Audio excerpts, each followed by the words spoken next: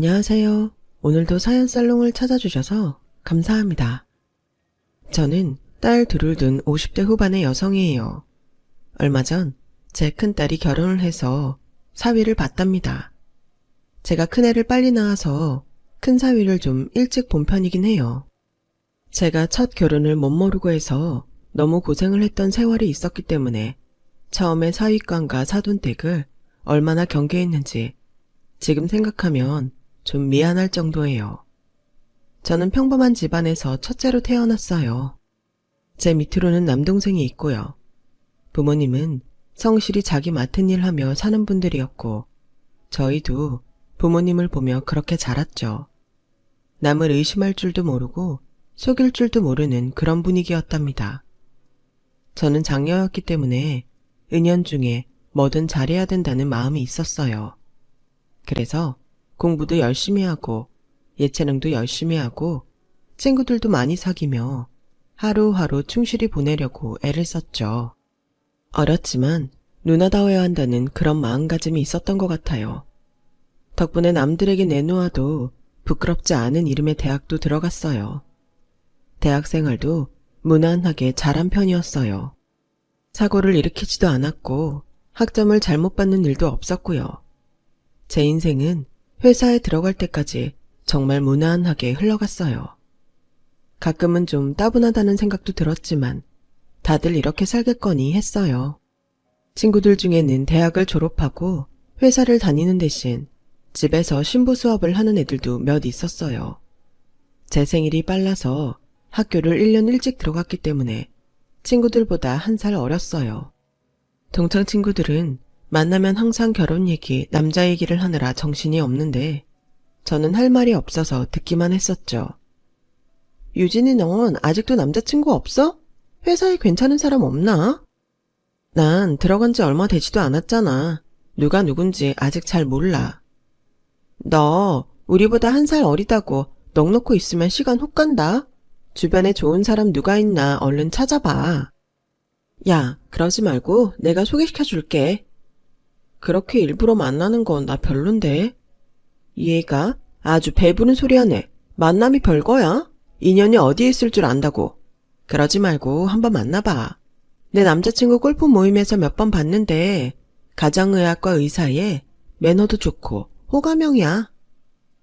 남자라고는 대학교 1학년 때 몇 달 잠깐 사귀어 본 게 다인 저는 친구가 떠미는 만남에 마지못해 나가서 굉장히 긴장했어요. 심유진 씨 듣던 것보다 더 조용하고 차분하시네요.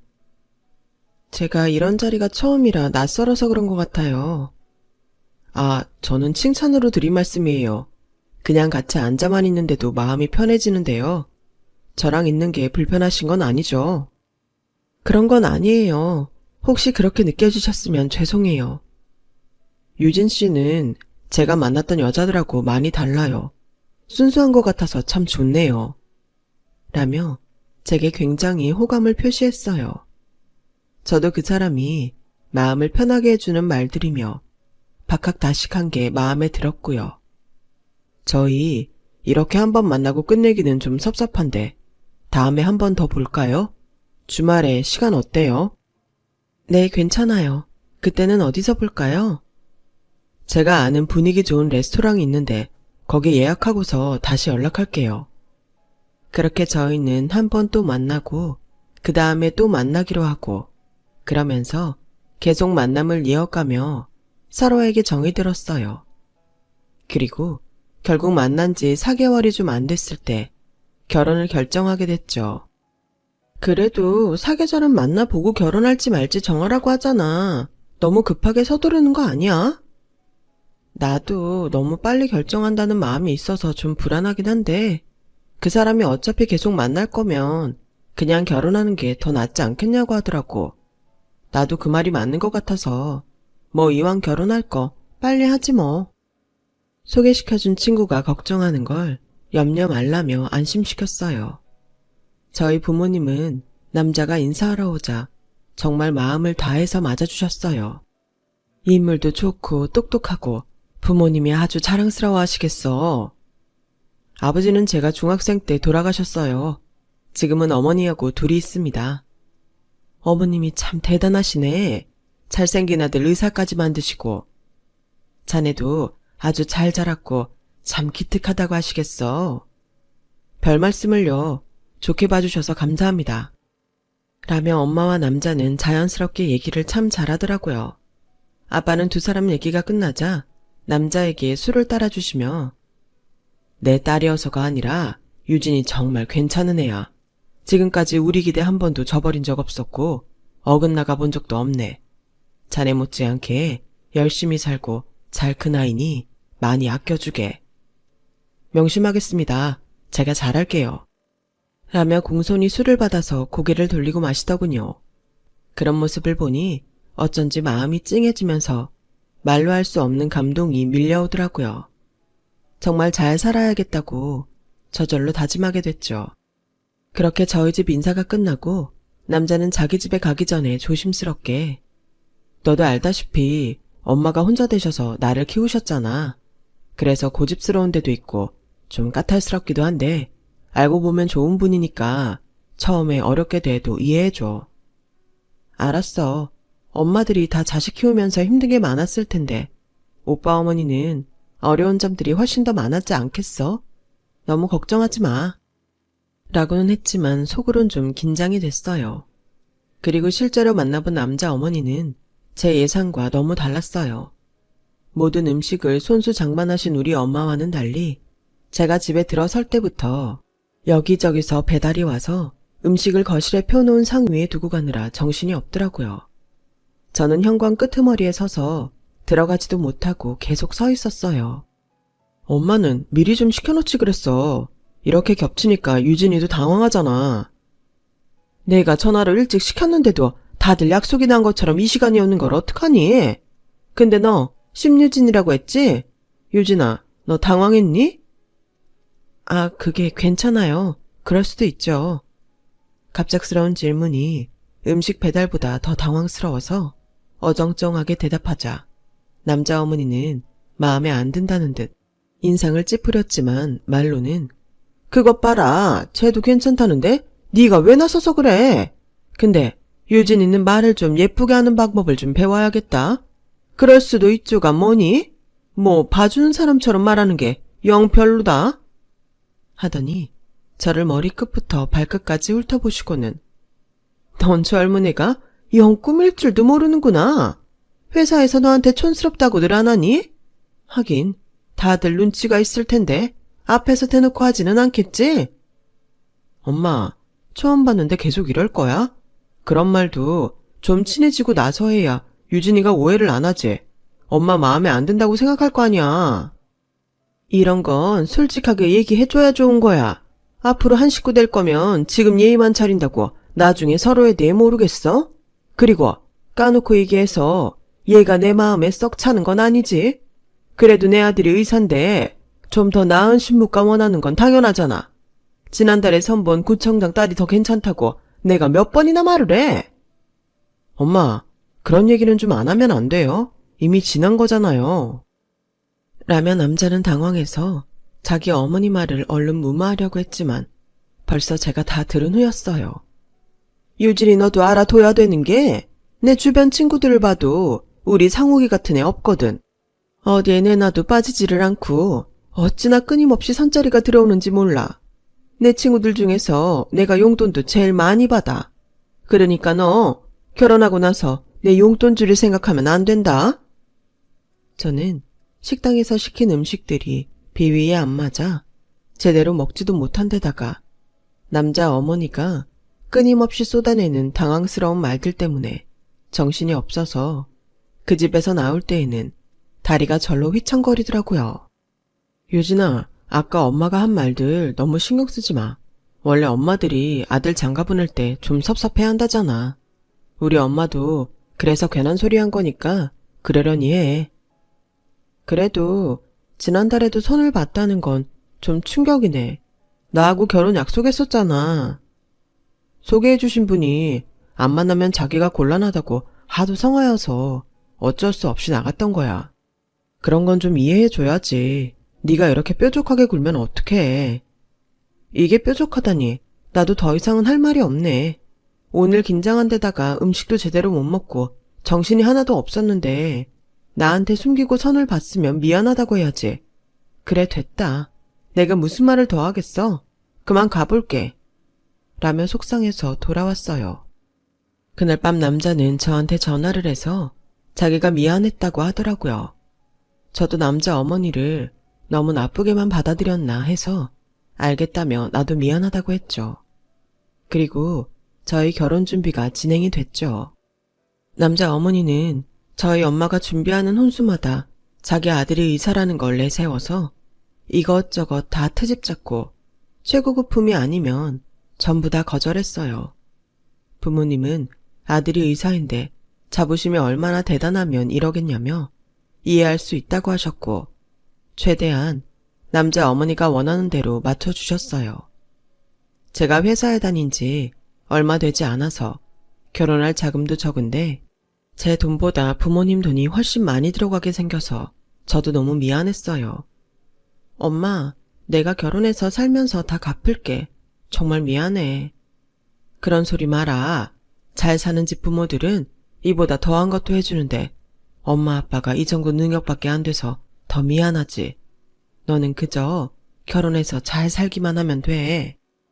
그렇게 저는 부모님의 배려로 결혼을 했고 남들처럼 싸우기도 하고 웃기도 하면서 신혼생활을 보냈어요. 시어머니가 저한테 딱딱하게 굴고 심술궂은 말을 하는 건 시간이 지나면 나아지겠지 하며 참고 넘어갔죠.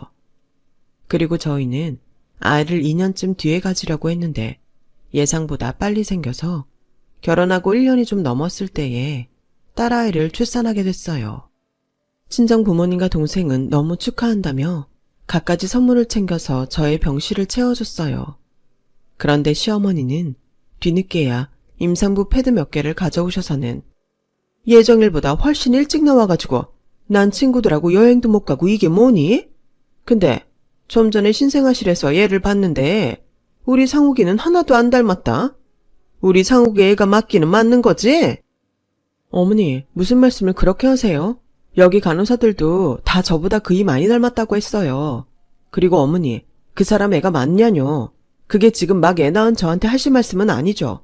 제가 그이 말고 누구 만나본 적도 없는데 어떻게 그런 말씀을 하실 수 있어요? 예, 노파심에서 그런 말 할 수도 있는 거지? 뭘 그렇게 발끈해? 발끈이 아니라 그렇잖아요. 애 낳고 누워있는데 그런 말 들으면 누가 좋겠어요. 지금 우리 부모님 안 계시니 망정이지. 엄마라도 계셨으면 어쩌려고 그러세요. 아우, 그래 너 잘났다. 너 아주 애 낳더니 기세가 등등하구나. 떡두꺼비 같은 아들도 아니고 꼴랑 딸 낳아놓고 유세가 대단하네. 그래, 어디 알아서 몸조리 잘해봐라. 라더니 임산부 패드를 제 앞에 확 팽개치고 가버렸어요. 그런데 남편은 시어머니 때문에 기분이 확 잡쳐서 저기압인 저한테 당신 우리 엄마한테 뭐라고 했다며? 노인네가 그러려니 하라니까. 왜 그렇게 참지 못하고 공격적으로 굴어? 아무리 당신이 지금 애 낳고 누워있어도 그렇지 나이 드신 분 비위 하나를 못 맞춰줘? 이러지 말자 우리. 뭘 그러지 마라. 그럼 당신 애가 맞냐는 소리를 그냥 듣고 넘겨야 돼? 그건 산모한테 할 소리야. 당신이 이렇게까지 당신 엄마 편 들 줄은 몰랐네. 라며 소리를 버럭 지르자 남편도 평소와 다른 제 모습에 놀랐는지 알겠다 미안하다 하면서 물러서더라고요. 그리고 퇴원을 한 뒤부터 저는 아이를 키우느라 정신이 없었어요. 남편은 병원 일이 피곤하고 힘들다는 핑계로 아이 기저귀 한번 갈지 않았고 밤이고 낮이고 아이가 울면 안아서 달래고 우유 먹이고 남편이 출근할 때 챙겨달라는 거 챙겨주고 저녁에도 밥상을 거의 12첩 반상으로 차려야 되는 힘든 일상들이 이어졌어요. 남편은 반찬 한 가지라도 부족하면 숟가락을 놓고 먹지 않았거든요. 그러다가 어느 날 남편이 집에 지갑을 놓고 갔길래 병원에 전화를 할까 하다가 바람도 쐴 겸 아이를 포대기에 업고 병원으로 갔어요. 그런데 병원 건물 주차장에 있는 남편의 차 안에서 남편이 웬 화려하게 생긴 여자와 깔깔 웃으며 얘기를 하고 있는 거예요. 저는 제가 죄를 지은 것도 없는데 몸을 숨기며 병원 간호사에게 지갑을 맡겨놓고 몰래 집으로 돌아왔어요. 그날 밤에 남편이 오더니 먼저 저한테 오늘 내 지갑 놓고 갔더라. 안 그래도 되는데 내가 굳이 찾지 않으면 앞으로는 갖고 오지 마. 그래 알았어. 근데 그 시간에 어디 갔었어? 잠깐 대학 때 친구 만났어. 남편은 제가 남편이 다른 여자와 있는 걸 봤을 거라는 생각을 못하는 것 같더라고요. 대학 친구면 그렇게 웃으며 얘기할 수도 있겠다 싶어서 넘어가기로 했어요. 그런 일로 일일이 잔소리하는 마누라가 되기 싫은 자존심도 있었죠. 그런데 남편은 계속 퇴근이 늦어졌고 학회다 모임이다 하며 외박을 하거나 새벽에 들어오는 일이 점점 많아졌어요. 저의 의심은 날이 갈수록 커졌고요. 그러던 어느 날 저는 정말 깜짝 놀랄 광경을 보고 말았어요. 친정엄마 생신이 다가와서 백화점에 쇼핑을 갔다가 친구를 만나 점심을 먹으려고 식당가에 갔었죠. 그런데 식당가에서도 제일 고급이라는 한정식 레스토랑에서 남편이 전에 차에 같이 있던 여자와 시어머니와 함께 나오는 거였어요. 바보처럼 저는 거기서도 제 몸을 제 친구 뒤로 숨겼어요. 셋이서 어찌나 분위기가 정겹던지 누가 봐도 제가 아닌 그 여자가 남편의 아내처럼 보이더군요. 저는 혹시나 친구가 남편을 알아볼까봐 여기서 밥 먹기 싫다며 허둥지둥 친구 손을 끌고 식당가에서 내려왔어요. 집에 와서도 제 손은 떨리고 심장은 계속 두근거렸어요. 남편은 아무리 전화를 해도 받지 않았고 밤 12시가 넘어도 올 생각을 안 하더군요. 그렇다고 시어머니한테는 연락하고 싶지 않았기 때문에 저는 그저 참으며 남편을 기다릴 수밖에 없었어요. 다음 날 저는 아이를 친정 엄마한테 맡긴 후 병원에 갔더니 간호사가 눈치를 보며 사모님 정말 죄송한데요. 선생님이 사모님 들이지 말라고 하셔서요. 너무 죄송한데 오늘은 그만 돌아가 주시면 안 될까요? 간호사가 사정하듯이 말해서 저는 어쩔 수 없이 병원을 나왔어요. 그날 저녁 갑자기 시어머니가 집으로 찾아왔어요. 너 어제 백화점에서 우리 본 거 맞지? 나도 너 보고 긴가민가 했는데 네가 병원에 찾아갔다는 말 듣고 네가 맞구나 했다. 이렇게 된 거 내가 솔직히 얘기할게. 상욱이 얼마 전부터 다른 여자 만나. 대기업 이사 딸이고 너하고는 비교도 안 되게 세련되고 고급스러워. 피아노 전공을 해서 우리 아들 어깨에 힘도 들어가게 해줄 수 있고 너는 그런 게 없잖아. 너도 알잖아. 우리랑 네가 급이 다른 거. 이 결혼은 둘이 잠깐 정신을 놓아서 사고 쳤다고 생각하고 정리해라. 사고라뇨? 정리라뇨? 어떻게 그런 말씀을 하세요? 어머니가 결혼할 때 저희 집에 혼수 얼마나 요구하셨는데 그게 사고예요? 진짜 못 사는 티 낸다고? 이런 식으로 혼수 가지고 꼬투리 잡을 줄 알았어. 야, 다 돌려줄 테니까 제발 좀 다 갖고 나가줄래? 내가 이렇게 부탁할게. 라더니 며칠 후 정말 제가 집을 비운 사이에 제 물건을 싹 다 정리해서 친정으로 보냈더라고요. 집은 열쇠까지 전부 바꿔서 저는 들어갈 수도 없었어요. 저는 정식으로 이혼 소송을 하겠다고 했고 양육비를 주지 않으면 그 여자를 만나서 전부 사실대로 말하겠다고 했어요. 그러자 남자는 겨우 합의를 해주고 돈을 찔끔찔끔 보내더니 그마저도 몇 달 후부터는 제대로 보내지 않고 연락도 전혀 되지 않았어요. 한동안 아무 일도 하지 못하고 있던 저는 딸아이를 보며 정신을 바짝 차렸어요. 부모님도 무조건 제 편이라며 뭐든 원하는 걸 하라고 하셨죠. 저는 대학 때 친구가 자기랑 카페를 해보자는 말에 그러기로 했어요. 원래 샐러드나 빵을 좋아하고 관심이 많았던 저는 식사 대용으로 될 수 있는 음식들을 하고 싶다는 친구 말에 관심이 갔거든요. 당시에는 지금처럼 브런치가 아주 대중적이지는 않았어요. 미국에 몇 년 갔다 온 친구는 유학 갔다 온 사람들이 주로 모이는 동네에 가게를 낼 준비를 하고 있었죠. 저희는 브런치와 베이글처럼 유학생들이 좋아할 만한 것과 한국인들 입맛에 맞는 샐러드를 개발해서 내놓았고 반응은 정말 폭발적이었어요. 저희 가게는 줄 서며 기다리는 사람들이 갈수록 늘어갔고 2년도 안 돼서 옆 가게까지 얻어 하나로 터서 자리를 늘렸어요. 그래도 손님은 계속 늘어만 갔고 저와 친구는 신메뉴를 개발하기 위해서 해외에 나가서 여러 가지 브런치와 샐러드를 먹어보고 연구했어요. 가게를 확정하고 3년 후에 친구는 저에게 2호점을 맡아보라고 하더군요. 전부터 2호점 내달라는 사람들이 많았는데 나는 유진이 네가 제일 잘할 것 같아. 아예 2호점 사장으로 등록하자. 너무 고맙긴 한데 내가 투자를 많이 한 것도 아닌데 그렇게 해도 될까 모르겠네. 이런 음식 사업 손발 맞추는 거 쉬운 거 아니야. 주변에서 실패하는 것도 많이 봤거든. 네가 있어서 나도 이렇게 잘 된 거니까 그렇게 하자. 그렇게 저희는 다른 지역에 2호점을 냈고 오픈하기 전날 저는 사장이 된 기념으로 엄마랑 딸을 데리고 쇼핑을 했어요. 먼저 강남의 유명한 미용실에 가서 엄마와 머리를 하고 거기서 메이크업까지 했죠. 세 사람이 예쁘게 꾸미고 그 건물을 나서는데 건물 청소를 하는 할머니가 밀대로 바닥을 닦다가 저희 딸 옆구리를 쳤어요. 아이가 아파서 우는데 미안하다는 말도 안 하길래 속상해서 한마디 했더니 그 할머니가 저희를 돌아보는데 저와 엄마는 완전 깜짝 놀랐어요. 바로 전 시어머니였거든요. 시어머니도 저희를 알아보더니 딸아이를 잡고 네가 민지구나? 그렇지? 하는데 엄마가 시어머니를 뒤로 밀치며 아이를 안았어요. 어디 감히 우리 귀한 소녀한테 손을 대요? 얼른 가자. 아주 기분 좋았다가 다 망치겠다.